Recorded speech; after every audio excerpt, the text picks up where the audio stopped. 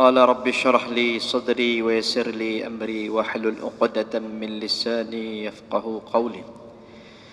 اللهم إني استودعتك ما قرأته فردده إلي عند حاجتي إليه. رب يسر ولا تعسر، ربي تمم بالخير. رب يسر ولا تعسر، ربي تمم بالخير. رب يسر ولا تعسر، ربي تمم بالخير.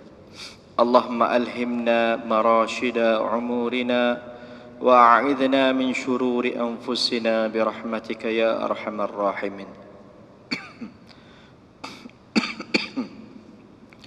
قال الله سبحانه وتعالى: أعوذ بالله من الشيطان الرجيم. بسم الله الرحمن الرحيم. ألم يأن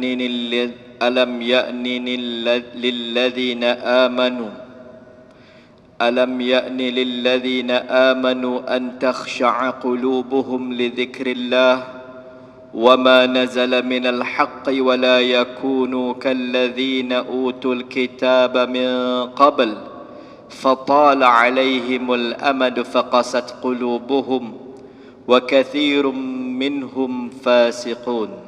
صدق الله العلي العظيم.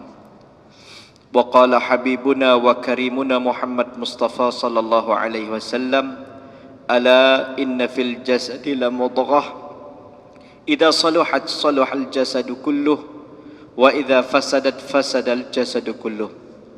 وقال حبيبنا وكريمنا محمد مصطفى صلى الله عليه وسلم عن أبي سعيد الخدري رضي الله عنه أنه سمع النبي صلى الله عليه وسلم يقول: لا تصاحب إلا مؤمنا ولا يأكل طعامك إلا تقي. صدق رسول الله صلى الله عليه وسلم. Alhamdulillah, tuan-tuan perempuan yang dirahmati lagi dikasihi oleh Allah Ta'ala, kita bersyukur kehadrat Rabbul Jalil Jalla wa'ala atas nikmat yang Allah berikan kepada kita yang tak mampu kita hitung, kita bilang, kita nilai, yang terlalu banyak yang Allah kurniakan dalam kehidupan kita. Semoga syukur kita kepada Allah ni, Allah menambahkan taufik kepada kita untuk kita makin melaksanakan ketaatan kepada Allah Subhanahu Taala. Saya percaya kita yang ada dalam majlis pada hari ini dengan niat i'tikaf di dalam masjid ni, semoga Allah Ta'ala memberi limpahan rahmat dan kefahaman agama yang betul kepada kita. Kita hadir pada hari ini bukan sekadar nak mendengar kuliah, tetapi kita hadir nak mendengar kuliah untuk beramal dan mendekatkan diri dengan Allah. Kerana penghampiran kita kepada Allah menentukan kebahagiaan kita di dalam kehidupan dunia ini. Alhamdulillah tuan-tuan yang dirahmati lagi dikasihi oleh Allah Ta'ala, puan-puan yang dimuliakan oleh Allah, kita pada hari ini nak menyentuh sedikit satu tajuk yang penting, kemudian kita sambung muzakarah kita kalau kita berkesempatan masa. Satu tajuk ni dirasakan sangat penting di masa ini untuk diperbicarakan. Panduan yang diberikan oleh Imam Al-Ghazali rahimahullah ta'ala tentang memilih teman, kawan ataupun rakan. Tuan-tuan, perempuan yang dirahmati oleh Allah, dalam kehidupan kita ni, kita sentiasa akan bergaul dengan pelbagai orang, pelbagai keadaan, pelbagai tempat. Baginda Nabi SAW mengajarkan kepada kita, memberi panduan kepada kita, siapa yang kita boleh jadikan sebagai kawan, siapa yang boleh kita jadikan sebagai teman.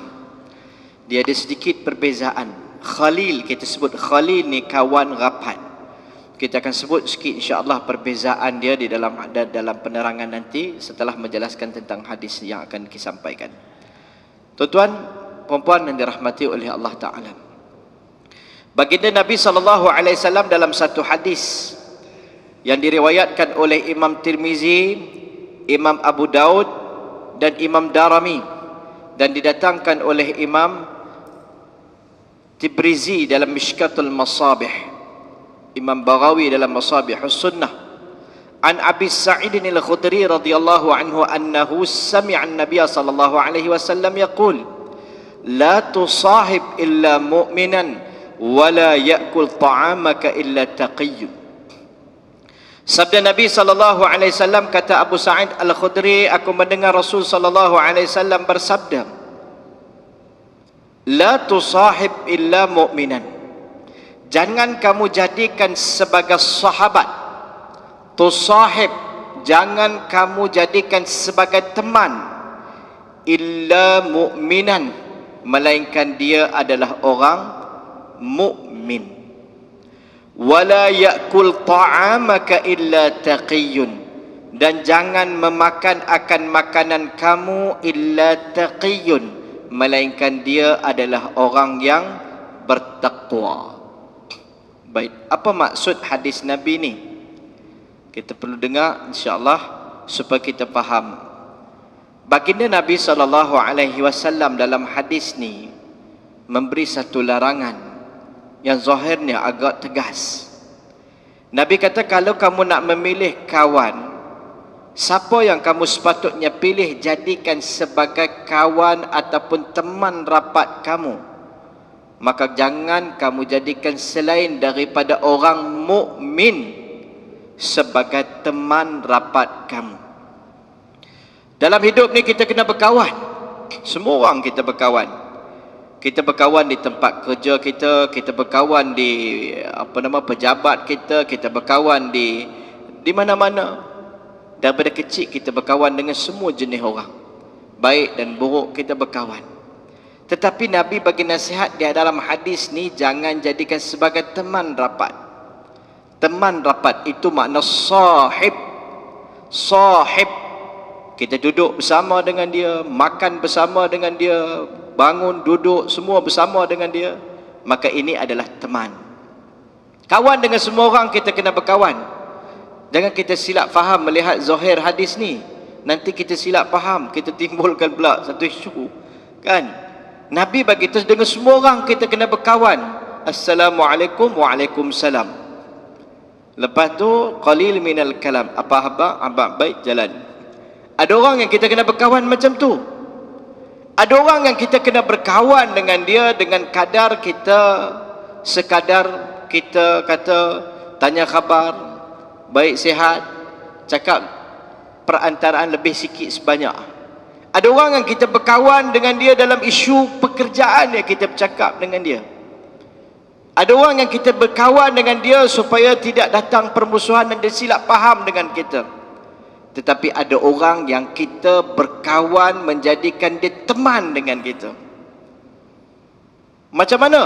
Kadang kita ada masalah, kita boleh bertanya dengan dia, berkongsi dengan dia, berbincang dengan dia. Ini kita panggil teman. Bahasa kita dia nak macam sama kan? Dan dia disebut sahib, bersahabat. Sahabat rapat lah kita kata, kan? Dalam hadis ni Nabi sebut yang kedua, jangan makan makanan kamu melainkan orang yang bertakwa. Apa makna dia? Kalau zahir makna dia makanan kita tak boleh bagi kepada orang yang bukan bertakwa. Bukan itu maksud dia. Maksud makan pun di sini adalah jamuan atas nama persahabatan. Selalu duduk makan sekali. Kita kata, yang ni lah member duduk makan sekali kami. Kan? Selalu kita panggil atas dasar persahabatan yang rapat. Orang macam ni Nabi kata jangan makan makanan kamu melainkan orang yang bertakwa. Baik, kita tengok yang bahagian belakang tu, kemudian kita akan tengok panjang lagi di bahagian depan tu. Baik, Nabi sebut dalam hadis ini illa mu'minan. Apa makna dia? Apakah Nabi larang kita berkawan dengan bukan orang mukmin? Mukmin ada dua. Lawan kepada mukmin satu kafir. Lawan kepada mukmin satu lagi fasiq. Kafir makna bukan Islam. Apakah Nabi larang kita berkawan dengan orang bukan Islam? Apakah Islam ni agama yang macam tu? Tak. Kita faham apa yang kita sebutkan tadi. Nabi suruh berkawan dengan semua orang, tapi jangan jadikan teman rapat. Nanti kita akan bincangkan sebab apa. Kemudian Nabi sebut yang kedua, kalau kita ambil makna yang kedua, lawan pada mukmin adalah fasik. Nabi larang kita duduk bersama dengan orang yang fasik dan fajir. Fajir, pendosa. Orang yang terbiasa melakukan dosa-dosa besar. Nabi larang kita berduduk-duduk bersama, bergaul dengan orang-orang macam ni. Satu orang mukmin, satu lagi lawan dia kalau dalam Islam, orang yang fasik. Baik, maksud dia apa dia? Jika tidak ada sebarang keperluan, maka jangan kita memilih sebagai teman baik kita dua yang kita sebutkan tadi. Teman yang soleh, kalau kita cukup familiar dengan hadis ni, Nabi sebut, Nabi bagi perumpamaan. Seumpama kita bergaul dengan orang yang meniaga minyak kasturi, kan? Orang yang meniaga kasturi ni, kalau tak banyak pun sikit kita nak dapat bau yang baik dia, penjual kasturi. Sebaliknya kalau kita bergaul dengan satu lagi golongan orang yang dia ni apa nama dia, tukang besi. Golongan tukang besi ni pula, bila kita bergaul dengan dia, kalau tak kena percikan api sekalipun, yang akan kena adalah asap-asap dia. Apa maksud dia hadis tu? Kalau kita kawan dengan orang baik, kita tak jadi orang soleh, taruh mana sekalipun, sekurang-kurang kita akan jadi sikit sebanyak akan jadi baik. Kalau kita kawan dengan orang yang jahat, orang yang buruk akhlak dia, kalau tak banyak pun lah, sikit sebanyak perangai dia tu nanti mai kat kita. Itu maksud hadis Nabi SAW. Hadis ni cukup masyhur kepada kita, cukup familiar. Kita selalu dengar hadis ni. Baik, dalam sepotong hadis yang lain, Nabi bagi pesanan, al-mar'u ala dini khalilihi. Seseorang itu akan berada di atas agama teman rapat dia. Satu orang tu dengan siapa dia berkawan, maka perangai kawan tu, akhlak kawan tu, sikap kawan tu terhadap agama sikit sebanyak akan ada pengaruh dia pada diri dia. Dulu dia tak tahu nak mengumpat, maka dia berkawan dengan kaki mengumpat. Sedang-sedang dia pun jadi kaki mengumpat. Saya ingat saya pernah cerita tentang kisah satu orang tua lepas kuliah di satu masjid, kuliah tasawuf tak silap saya. Habis-habis kuliah, orang tua tu bagi tahu cerita tentang mengumpat, cerita tentang mengumpat dalam kuliah tu. Habis-habis kuliah, orang tua tu datang bagi tahu, Ustaz, saya rasa pun Ustaz bagi tahu tu betul Ustaz. Kata dia, dulu saya sibuk, saya ni mengaku dulu ni saya kurang ke masjid, saya ni ahli luar masjid lah, orang kata orang dunia lah, sibuk dengan kerja yang tu yang ni, kurang. Sejak akhir saya dah mula pencen ni, saya rajin ke masjid, duk main masjid. Tapi dia kata, dulu Ustaz, saya dengan sibuk dunia ni, saya tak apa nak reti nak mengumpat-mengumpat. Pada zaman tu pun tak ada lagi ni internet ni semua. Jadi tak apa nak reti mengumpat-mengumpat ni semua. Kan? Sibuk dengan kerja lah. Pi kerja, balik kerja, pi kerja, balik kerja. Yang tu lah kerja. Kan? Masjid ni kurang sikit lah. Tapi bila mula saya dah jadi ahli masjid pula, dia kata, kan? Duk saya datang ke masjid sejak akhir-akhir ni, tanpa saya sedar, kadang-kadang kami duduk sembang-sembang ni, saya tanpa saya sedar, saya pun lah ni dah jadi kaki mengumpat. Bukan takat mengumpat ya, mula saya duduk, mula-mula saya rasa macam rimah sikit. Lama kelamaan saya duduk, saya rasa hari ni tak ada apa-apa. Hari ni tak ada cerita apa, diam ya.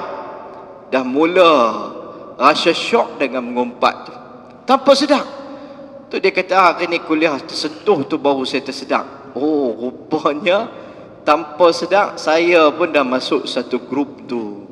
Lepas tu cerita dia panjang lah. Apa yang kita nak ceritakan di sini, al-mar'u ala dini khalilihi. Nampak Nabi bagi tahu, satu orang tu dia akan berada di atas agama kawan dia.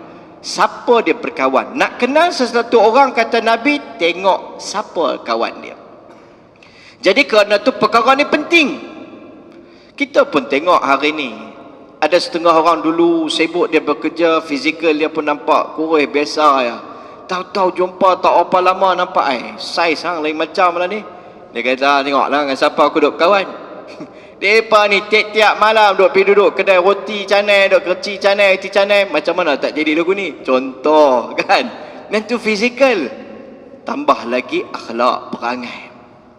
Dulu dia cakap tara-tara bahasa biasa ya.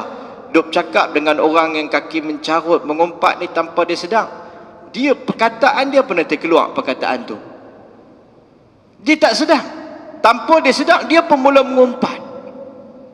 Dulu dia ni tak reti mengumpat, duduk dengan orang mengumpat, dia akan mengumpat, cakap dengan orang, gaul dengan orang yang cakap perkataan kasar, tanpa dia sedar, dia akan mula bercakap perkataan kasar. Dan yang bahaya dia, pengaruh kawan ni yang kita silap pilih, dia akan membuatkan kita tak terasa perubahan tersebut. Kerana tu pada hari ini perkara penting sangat memilih kawan dan rakan. Kawan dan rakan termasuklah, bukan kata kita ya, anak kita pun, bukan kita kata kita ya, bahkan kalau kita orang lelaki ni, isteri kita sekalipun. Dengan siapa? Sebab isteri kita bawah tanggungjawab siapa? Tanggungjawab kita. Dengan siapa dia bergaul? Baik, kawan bila kita masuk kadang hari ni, kita duk nampak kawan yang kita nampak ni kira fizikal ni saja. Dalam hari ni, dalam situasi hari ni, dia menjangkaui daripada tu. Termasuk kawan yang kita masukkan dalam hadis ni, termasuk kawan di alam maya, Facebook dan sebagainya. Kita nak friend dengan siapa, nak unfriend dengan siapa, ada dalam genggaman kita. Kalau kita tak sedar, kita duk kawan dengan orang yang tak kenal, sekali dia post mai, kita dah istighfar, astagfirullahalazim, benda macam ni dia post mai, apa mi orang. Kali kedua istighfar dah bunyi slow sikit, astagfirullah, hal azim dah hilang dah. Kali ketiga dah tengok, kali keempat, kelima, tanpa kena sedar, tak apalah, lakum dinukum waliyadin, damai dalil lah kan. Yang tu dia punya pasal lah kan, kubok masing-masing. Kali ke-6, kali ke-7 dah jadi biasa, sampai satu tahap nanti dia tak ada apa kali ni dia post tidak ada juga kan. Lepas tu pandangan kita nanti berubah. Dulu kita rasa dosa, lama kita rasa benda ni biasa lah ustaz. Mana ada orang yang boleh hindar benda ni zaman ni.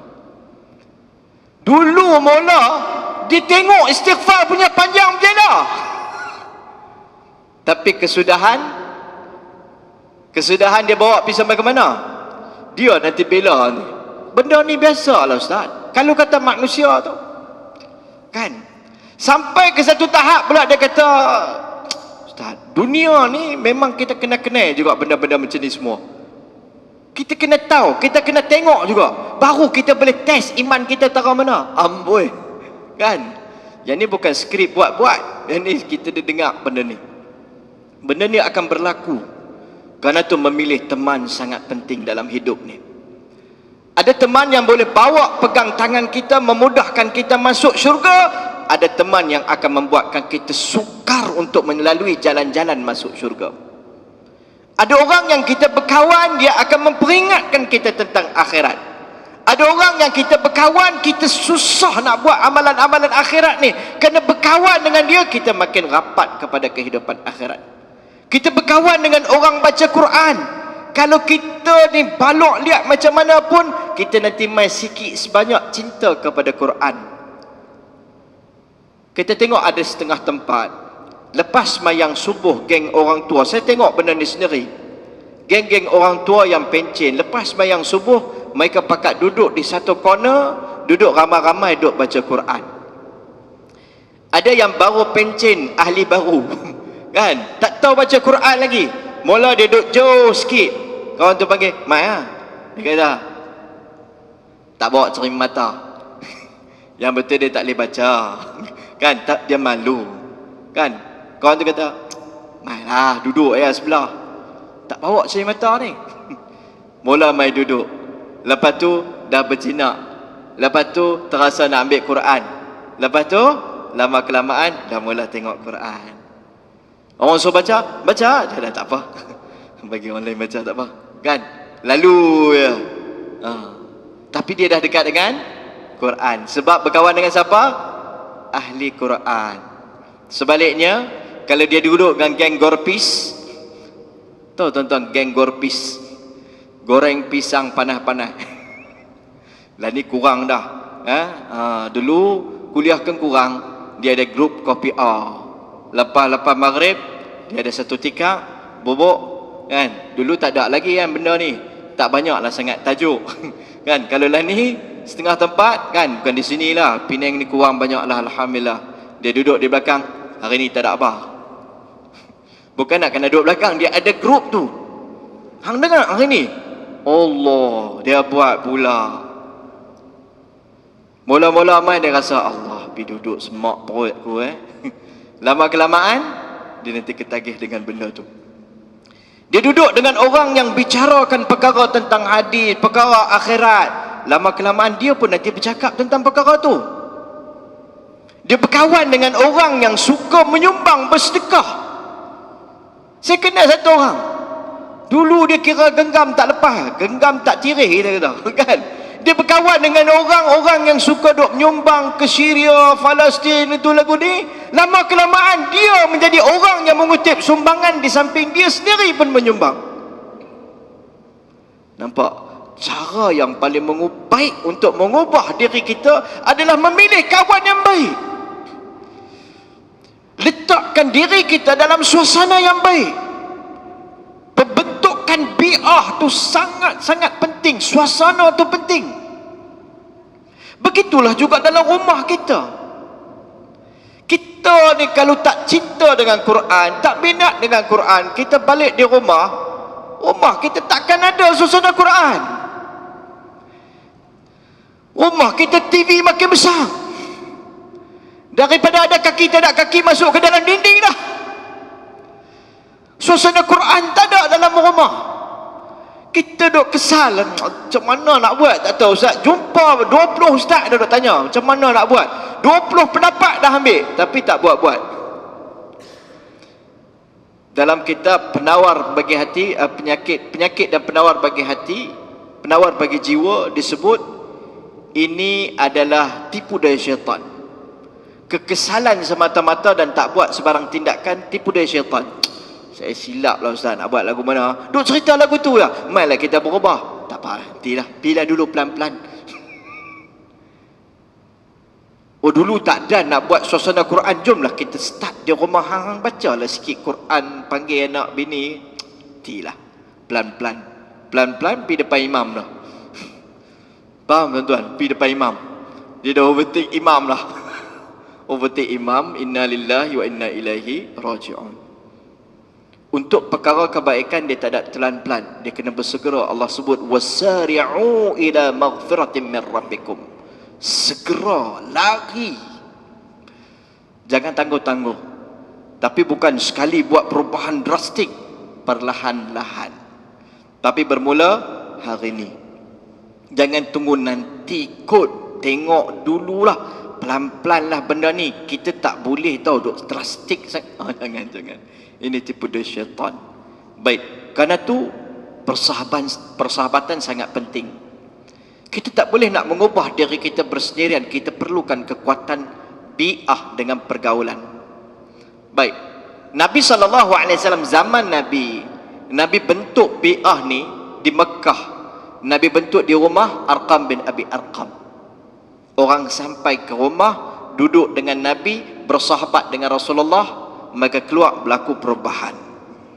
Bila di Madinah, Nabi bentuk di mana? Nabi bentuk di Madinah di Masjid An-Nabawi. Orang datang pada kuliah Nabi, duduk dengan Nabi, bersahabat dengan Nabi, bergaul dengan Nabi sallallahu alaihi wasallam, maka berlaku perubahan. Orang yang baru masuk Islam datang ke Madinah, Nabi bawa ke masjid, Nabi bentuk dalam suasana di dalam masjid. Kemudian Nabi partnerkan, sahabatkan dia dengan satu orang sahabat Nabi SAW. Ini kaedah dia. Jadi tuan-tuan, puan-puan yang dirahmati oleh Allah, memilih teman, kawan yang betul ni merupakan perkara yang penting. Kenapa pada hari ini kita bincangkan ni? Kerana kadang-kadang hari ini kita tak ambil berat tentang anak kita berkawan dengan siapa. Lepas tu main satu keadaan dah sakit kepala pun kita sedar.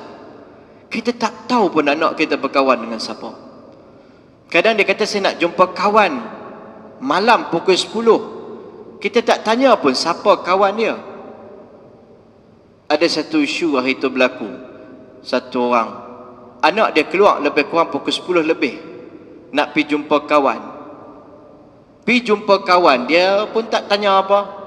Tengok-tengok orang jumpa anak dia kena tangkap dengan satu orang budak lelaki. Anak dia perempuan, budak remaja sekolah menengah, kena tangkap di seberang perai dengan satu orang budak lelaki. Lepas tu dia kata, saya tak tahu, dia kata nak pergi jumpa kawan. Anak dia kata, betul lah pergi jumpa kawan. Abah tak tanya dengan siapa saya keluarkan kawan mana. Zaman dulu bolehlah kata marah dia tunduk kan. Zaman ni dia kata, abah tak tanya. Dia pula jawab pergi. Saya jumpa kawannya. Jumpa tak mana? Di taman pula, tepi pantai. Kami jumpa biasa-biasa lah. Tuan-tuan, teman, kawan ni sangat penting. Bila silap pilih kawan, agama dia akan rosak. Silap, perjalanan dia akan rosak. Jadi kawan dua kita sebut tadi bukan takat kawan dengan fizikal ni saja. Siapa yang dia berkawan dalam Facebook? Kalau kita boleh basmi Facebook lebih baik, tapi nak buat lagu mana hari ni? Kita kena bercakap dengan realiti. Kan, bercakap dengan realiti pada hari ni. Nak tanya antara baik dan buruk, dia pisau. Budak kecil kalau guna pisau belum cukup umur, apa akan jadi? Dia akan lukakan tangan dia. Tapi kalau dia dah dewasa, dah boleh mengawal diri, dia tahu nak guna bagaimana manfaat. Ibarat itulah handphone, smartphone kita ni. Kita pun dalam duk guna-guna dipergunakan. Tambah yang kecil-kecil remaja yang dikawal oleh nafsu yang bergolak ni.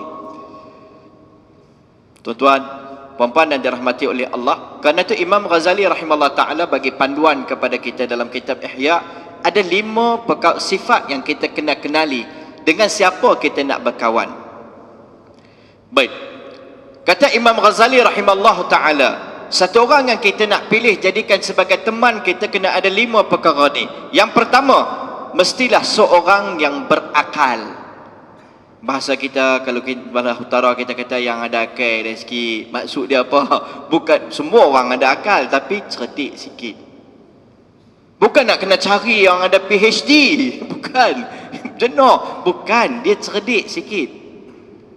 Orang, kenapa? Sebab kata Imam Ghazali, kerana berkawan dengan orang yang bodoh tidak memberi manfaat, dan kesudahannya berkawan dengan orang yang bodoh ialah kesunyian dan terputus silaturahim. Kawan dengan orang yang tak cerdik ni, bodoh nak sebut macam tak sampai hati pula kan. Kesudahan dia akan berakhir dengan apa? Kita akan hilang kawan. Dan kedua, dia akan memutuskan silaturahim dengan perkara yang kecil-kecil. Kita rasa Allah, benda ni pun nak. Kedua, Imam Muhammad bin Baqir, kata beliau, ayah aku Zainul Abidin, keturunan Sayyidina Ali radhiyallahu ta'ala anhu, menasihati kepadaku 5 perkara. Antaranya, jangan berkawan dengan orang yang bodoh, kata beliau. Kenapa? Kerana orang yang bodoh ni kadang-kadang dia nak bagi kebaikan kepada kita. Bila dia berkawan kita, dia kadang nak bagi kebaikan, tetapi kerana sifat akal dia yang kurang ni, kadang-kadang kebodohan dia tu menyebabkan kerugian berlaku pada kita. Contoh, dia nak bela kita, kita berkawan dengan dia, kita kongsi semua maklumat dengan dia. Ada kala kita berkongsi maklumat yang agak peribadi kerana nak tanya pandangan dia. Dia tak apa cerdik. Kadang-kadang dia nak bela kita tu kerana atas dasar kawan, habis benda peribadi dia pergi cerita ke orang. Dia tujuan nak backup kita, tapi benda yang tak patut cerita ke orang, dia dicerita ke orang. Sebab tu Imam Ghazali rahimahullah ta'ala kata, pilih, jangan berkawan dengan orang yang bodoh. Maksudnya orang yang tak cerdik langsung. Faham tak? Kawan di sini kita sebut maksud apa? Teman.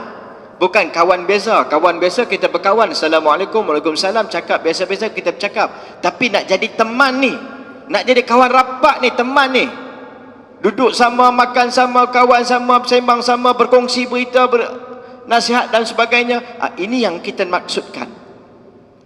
Imam Muhammad bin Baqir kata, kadang-kadang dia nak buat baik kat hang, tapi dia tersilap step, dia nanti jadikan keburukan pula datang kepada hang.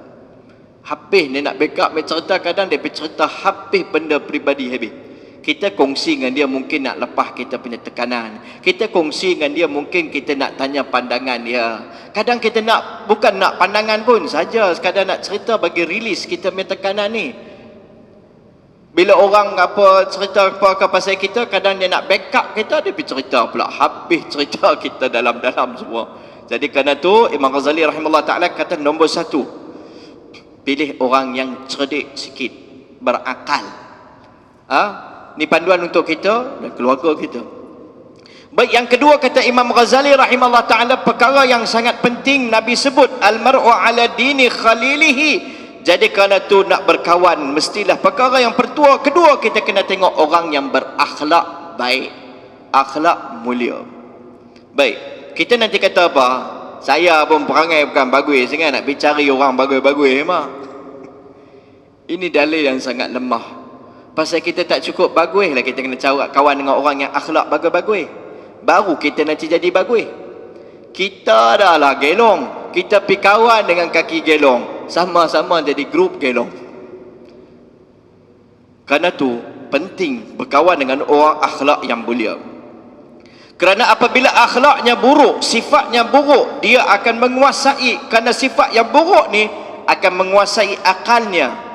Walaupun dia satu orang yang berakal, bercerdik, kerana sifat buruk ni akan menguasai akal dia, emosi dia buruk. Contoh dia satu orang yang panas baran. Bila dia emosi dia meningkat, akal walaupun dia orang cerdik tak berfungsi dia. Kita bergaul tanpa kita sedar, sikit sebanyak benda tu nanti mai kat kita. Kita bergaul dengan orang yang suka tengok benda yang salah. Mula kita rasa salah, lama-lama kita dirasa tak salah. Kita bergaul dengan orang-orang yang salah, benda ni sangat membahaya. Kerana tu orang yang akhlak yang baik, perangai yang bagus. Oh, maksud dia apa? Kita kena cari orang yang perangai bagus. Mungkin kalau kita lah seorang yang berakhlak yang baik, akan ada orang yang datang bergaul dengan kita. Bila kita mempunyai satu suasana yang baik, orang yang buruk datang pun dia bergaul, dia akan berubah. Tapi kalau kita tak cukup kuat, dia akan mengubah. Sebab tu penting. Dulu dia hidup cakap macam ada bahasa semua bunyi respect kan, hormatnya. Lama-lama bergaul dengan kaki awak, nanti keluar main bahasa kan, pelik-pelik. Dalam rumah pun dia cakap bahasa yang tak patut cakap. Siapa yang nanti sedang? Orang yang paling hampir dengan dia, orang yang dekat dengan dia nanti sedang. Dan dia susah nak mengaku. Hang ni apa lain macam sangat, cakap pun lain macam, nampak. Tanpa dia sedang, dia nanti kata apa berubah, sopa apa sejak hang duk berkawan dengan ni, kan, duk main lain macam, bahasa pun lain macam, yang kasar, nampak. Tak ada lah saja, dia tak perasan. Kawan ni punya pengaruh yang besar. Imam Baqir rahimahullah ta'ala ketika menyatakan nasihat ayahnya Zainul Abidin rahimahullah ta'ala, kata beliau, kenapa dia bagi contoh orang yang bakhil. Kalau kita bergaul dengan orang yang bakhil, kata dia, maka kita tanpa kita sedari, perangai sifat bakhil tersebut akan datang dengan kita. Dulu kita tak kisah sangat, orang perlu sumbangan kita menyumbang. Dia ni kita berkawan dengan satu orang yang cukup kedekut. Dia bila nak menyumbang ke, dia bagi 1001 dalil untuk tak menyumbang. Hang tak boleh nak sumbang ni nak kata aku tak tahulah kan, aku dengar lah mereka duk hantar main Palestin ni, mau tak sampai. Tak sampai maksud hang lagu mana? Tak sampai, aku tahulah pada orang dalam. Padahal dia tu berat nak bawa keluar. Last sekali, kita dulu ni duk rajin juga bagi, tertahan. Saya pergi masjid nak buat sumbangan apakah program, alah masjid dah berlungguk lah duit, aku tahulah, tak jadi. Macam itulah lama kelamaan kita pun nanti mai penyakit tu. Susah nanti. Kita tak sedar, dia nanti melekat dengan kita. Imam Baqir rahimahullah ta'ala berkata, hubungan silaturrahim dengan kamu di saat kamu sangat-sangat memerlukan, dia akan putuskan. Contoh dia, kita kawan dengan orang kedekut ni, orang bakhil ni, bila kita sangat-sangat perlukan kepada kawan, kita sangat-sangat perlukan kepada bantuan, dia nanti putuskan hubungan dengan kita. Dia tahu kita tengah duk jatuh, duk perlukan bantuan, kita call dia, nombor yang anda dial tak dapat dihubungi. Sekali dapat, okay, tak apa, nanti aku tengoklah apa aku boleh buat, tengok. Kali kedua, lepas tu nombor yang anda dial tak dapat dihubungi. Lepas tu dia tahu kita dah okey balik. Oi, lama tak nampak. Apa cerita? Dah okey baru dia ada. Ni kesannya. Kata beliau lagi, berkawan dengan orang yang pembohong, dia akan menjadikan benda yang jauh tu dekat, benda yang dekat tu jauh. Orang penipu kalau kita berkawan, kan, dia kira nak menipu ya. Benda yang jauh dia bagi jadi dekat, benda yang dekat dia bagi jadi jauh. Benda betul yang jadi tipu, benda tipu jadi betul. Pemutus silaturrahim, berkawan dengan orang yang pemutus silaturrahim ini, maka tak banyak per sedikit kesan perangai dia tu akan datang. Dan kata Syekh Zainul Abidin, orang yang pemutus kaki putih silaturrahim ni, bahaya dia kenapa? Kata beliau, aku melihat di dalam Al-Quran 3 tempat Allah melaknat orang putus silaturrahim. Doa dia tak makbul. Tanpa sebab syar'i, satu orang memutuskan silaturrahim, man hajara akhahu fawqa thalathin famata dakhalan nar. Siapa yang tak bercakap dengan saudara dia, meninggalkan bergaul dengan saudara dia, bercakap dengan saudara dia tanpa sebab syar'i yang diharuskan, lebih pada 3 hari, mati masuk neraka. Famata dakhalan nar.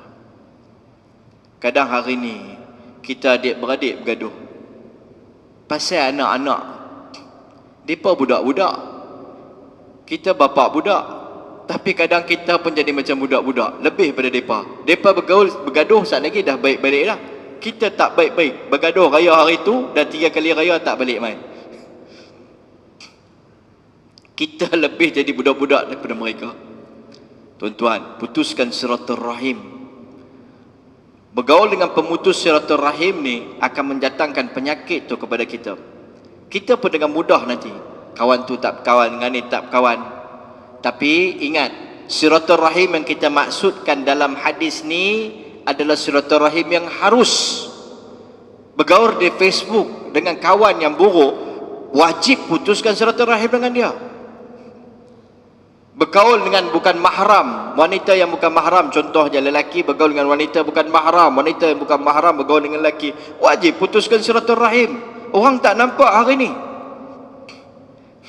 Hari ni kerana kita duk nampak kata haram ni bergaul dengan fizikal, kerana tu di alam maya kita tak nampak dah. Di Facebook perempuan bergaul dengan lelaki, lelaki bergaul dengan perempuan, dah tak nampak dah. Padahal kesan dia pada hari ini dah semakin parah. Banyak punca perceraian berlaku. Dan kita tak perasan, tak apalah, yang tu dia bukan berkawan sangat pun dalam Facebook. Lagi membahaya. Tapi kita kadang hari ini kita punya beku tak dapat nak apply hukum tu. Apa yang haram kita cakap, haram kita tulis. Kalau tak boleh ucap, tak boleh tulis. Tak boleh kita bergaul dengan seorang wanita depan-depan, tak boleh juga bergaul dengan ni. Kecuali lah dia ikut satu page, kan, satu orang guru, satu orang ustaz yang merabih lain lah cerita, dia ikut page tu. Tapi dia berkawan secara personal, friend dengan satu orang lelaki yang bukan mahram. Kawan tu dah komen dia pun dah komen. Lepas tu dia cerita masalah dengan laki dia. Semalam laki ai marah tak tentu hala. Kawan tu pula kesan kata kat you kan, patut laki ni tak boleh lah buat macam tu. Punca keretakan keluarga berlaku. Kadang kita tak ambil berat benda ni. Kenapa? Kerana rasa yang tu Facebook saja. Tuan-tuan, perempuan yang dirahmati oleh Allah. Begitulah juga lelaki pun, bukan perempuan ya kan. Macam itulah juga. Kan? Berkawan dengan perempuan, sekali dia tangkap, dia main selfie 20 kali. Kan? Makan burger lah, makan tu lah, makan ni lah. Kan? Kita manusia yang lemah dan kerdil. Ada masa iman kita macam sampai ke langit. Kan? Solat tahajud pun rasa nak menangis dalam doa. Ada masa bangun-bangun terkejut. Ada rasa kita baca Quran satu juzuk, ada masa tengok Quran rasa sejuk. Kita manusia lemah. Iman kita naik turun. Ada siapa yang diberi jaminan macam tu? Ada kala kita buka handphone dalam keadaan iman kita lemah. Kita berkawan dengan satu orang wanita yang menedahkan aurat. Berlaku pemikiran-pemikiran yang kacau. Puan, penting ini. Ini syarak. Apa dia akan buat? Dia akan makan kita punya rohani. Minat terhadap amalan agama akan jadi berat. Nak semayang menjadi malah. Pegang tasbih, tengok tasbih pun mata dah kuyung. Zikir tak ada masa, baca Quran tak boleh, semayang sunat tak boleh nak buat. Bermakna kita ada dalam situasi berbahaya. Tahajud makin terlepas, kira duk terkejut. Subuh dulu duk mai berjemaah, dah lama tak berjemaah, sedang-sedang.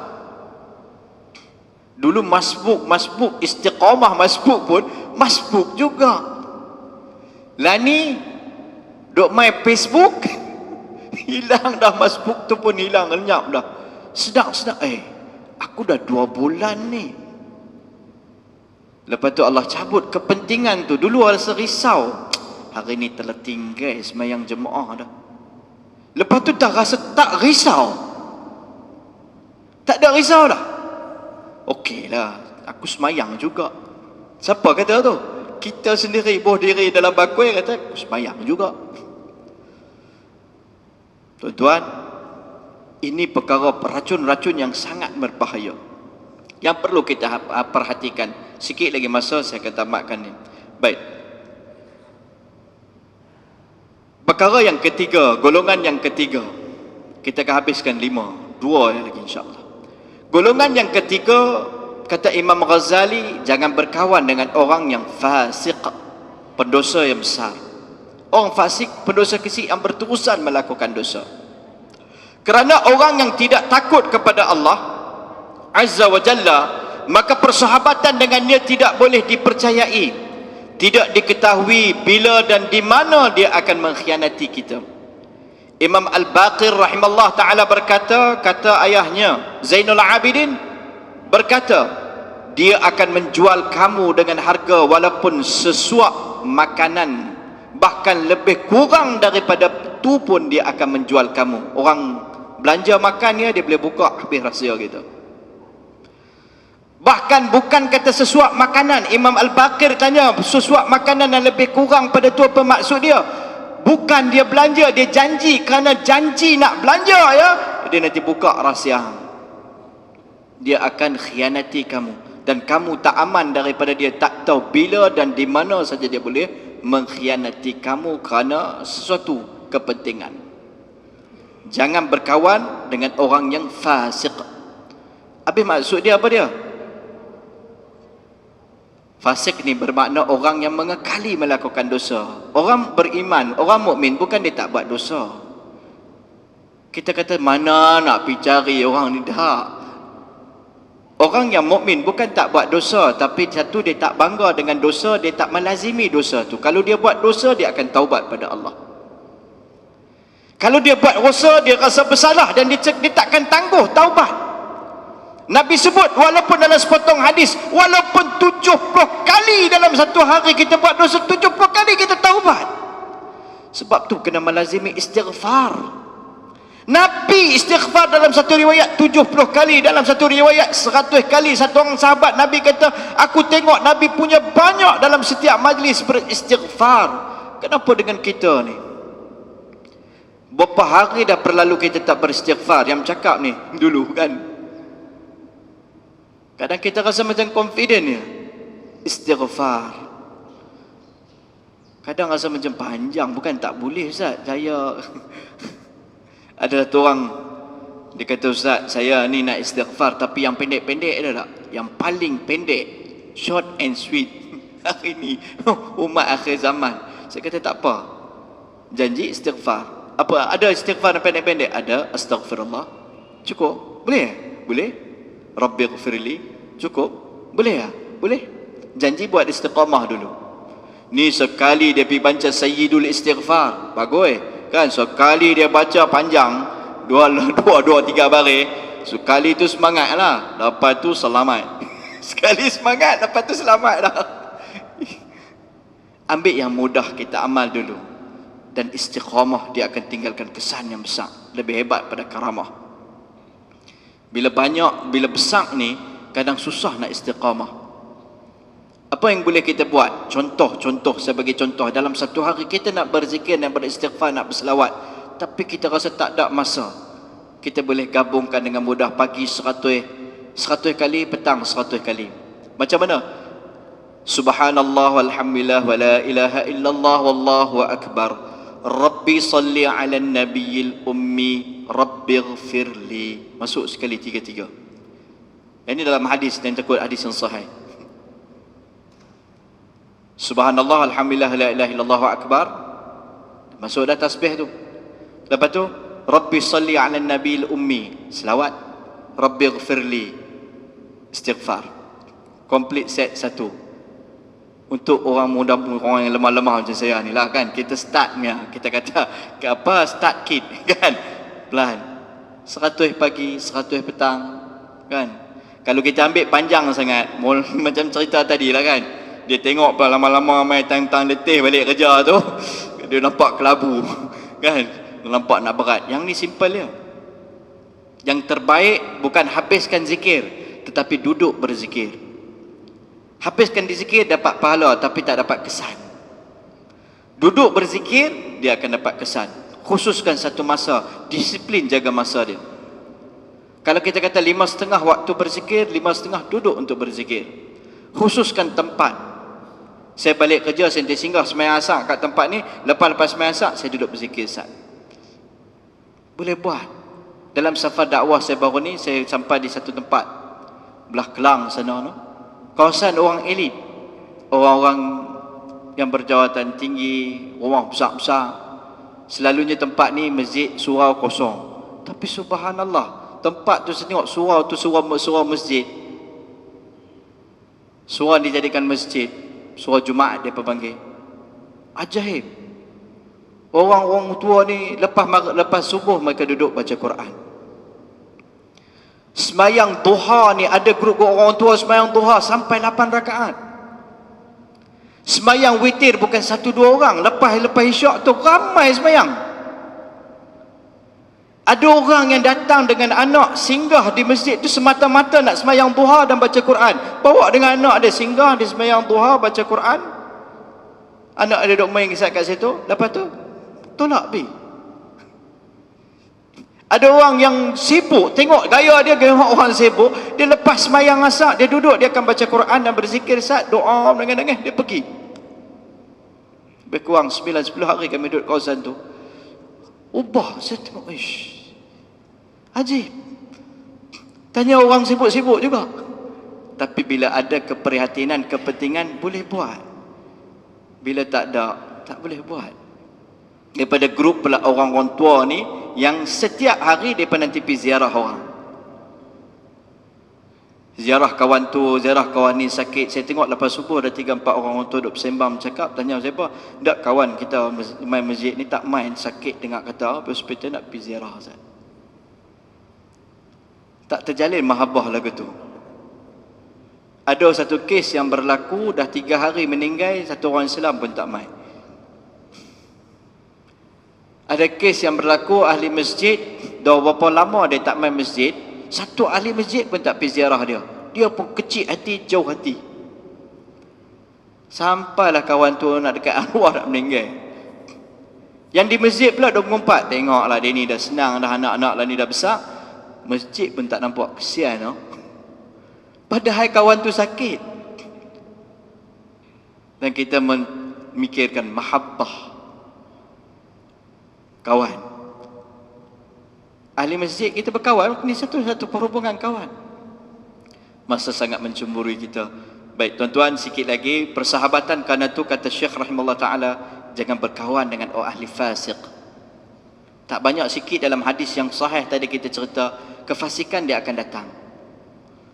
Dia menghalalkan dosa dan haram. Alah, sikit-sikit tak apa benda ni. Kalau kita nak ikut jalan betul, mana nak hidup. Mula kita rasa salah, tapi lama-lama kita nanti rasa tak bersalah. Lama kelamaan kita nanti cerita dengan bangga kesalahan yang kita buat. Kita ada dalam situasi yang berbahaya. Semua mana boleh benda ni normal lah, manusia. Memang bahaya. Yang keempat, jangan berkawan dengan ahli bid'ah. Kenapa? Terkesan dengan bid'ahnya, akhirnya akan membuatkan kita menganggap benda itu baik. Benda yang tak ada dalam agama, kita terlibat dengan dia, bergaul bersama. Tapi faham bid'ah yang betul-betul bid'ah, dalil ulama-ulama yang berautoriti bagi kita benda ni bid'ah. Dan bid'ah ni bid'ah yang tak boleh dibuat, mungkarah, perlu ditinggalkan, jangan buat. Ziarah kubur bagus. Pergi ziarah untuk ingat maut. Ziarah balik. Yang duk pergi menari berlebih-lebih, pergi tangkap selfie. Ziarah kubur untuk ingat mati. Kalau kita buat pesta, kita macam mana kita nak ingat mati? Fazuruha. Nabi kata ziarah. Tak ingat mati, ingat hidup. Ingat nak makan pula ikut atas. Mesti kena buat kena tempat lain. Fazuruha. Ada orang punya bela, walaupun fatwa dah keluar untuk tempat tu tak sepatutnya wujud. Tapak kaki konon-konon wali Allah sekian-sekian, buat majlis, dan orang pergi. Ada pula golongan sokong pula. Tanya dia apa dalil, tak ada dalil apa pun. Tapi dah lama dah dia buat, takkan kita nak. Tuan, agama ni dia ada hujah dia. Jadi kerana tu kita kena memastikan benda betul. Kalau kita bergaul dengan ni, apa akan berlaku?